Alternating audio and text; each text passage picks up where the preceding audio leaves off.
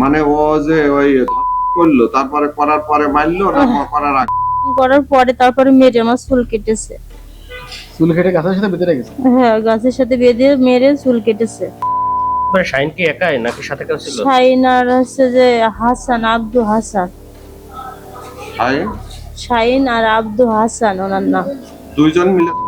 হ্যাঁ দুজন করেছে। হ্যাঁ, ঘরের ভিতর থেকে দরজায় এঁটে দিয়ে আমার ছেলের এক রুমের ভিতর আটকায় দিয়ে আমাকে করে তারপরে বলছে প্রথম হচ্ছে শাহিন, তারপরে বলছে কি 50,000 টাকা দিয়ে নালি গাছের সাথে বেঁধে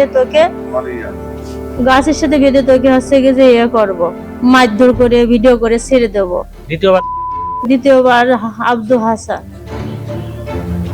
হাসান উনি আছে যে আমার সাইডের লোক, আমার বাসায় ভাড়া ছিল, বাসা ভাড়ার টাকা 10,000 টাকা দিছিল না, তাই দারোগা তালা দিয়ে দিছিল, দিলে ওনারা তালা ভেঙে বেরিয়ে গেছিল।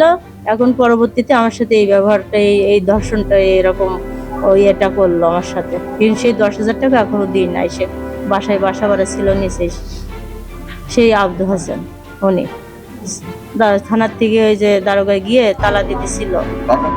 তারপরে আপনার ধৈর্য কোথায় বেঁধলো? গাছে?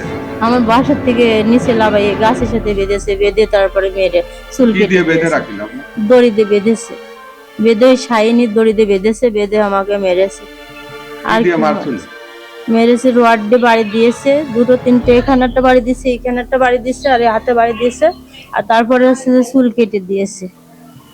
তারপরে আমি অজ্ঞান হয়ে গেছি, অজ্ঞান হয়ে গেলে ওখানে পড়ে গেলে মাথায় পানি টানি তেল পানি দিয়ে মহিলারা আমার বাসার ভিতরে হাতাশিং করে থুয়ে গেছিল। সেখান থেকে আমার এই হসপিটালে নিয়ে আসছে, আমি 3 দিনে হসপিটালে আছি। হসপিটালে নিয়ে আসছে কি আপনার? আমার আত্মীয়রা। রোগীটা গতকাল রাত্রে আনুমানিক 9টার দিকে আসছে। আমি ওই সময় হসপিটালে আসছিলাম, কিন্তু ওই সময়ে এটা সে ওই সময় মহিলা স্বীকার করেনি। পরবর্তীতে যারা ইমার্জেন্সি মেডিকেল অফিসার হিসেবে দায়িত্ব ছিলেন তাদের কাছ থেকে জানতে পেরেছি রোগী এখন আমাদের গাইনি ওয়ার্ডে ভর্তি আছে, তাকে এক্সামিন করা হয়েছে এবং সর্বোচ্চ চিকিৎসা হিসেবে আমরা দিচ্ছি।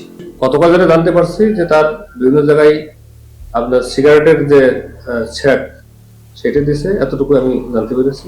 ঝিনাইদহ জেলার কালীগঞ্জ উপজেলায় একজন মহিলাকে নির্যাতন করার একটা তথ্য আমাদের কাছে এসেছে। আমরা এই তথ্য যাচাই বাছাই করে মহিলাকে থানায় আবার ডাকা হয়েছে, তিনি থানায় এসে অভিযোগ করেছেন। আমরা এই বিষয়ে সর্বোচ্চ আইনগত যে ব্যবস্থা আছে সেটা আমরা গ্রহণ করব এবং যে কোনো বিষয়ে, বিশেষ করে নারী ঘটিত বিষয় একটা সেনসিটিভ ইস্যু, কোন নারী যদি নির্যাতিত হয় তাকে সর্বোচ্চ ন্যায় বিচার দিতে আমরা বদ্ধপরিকর।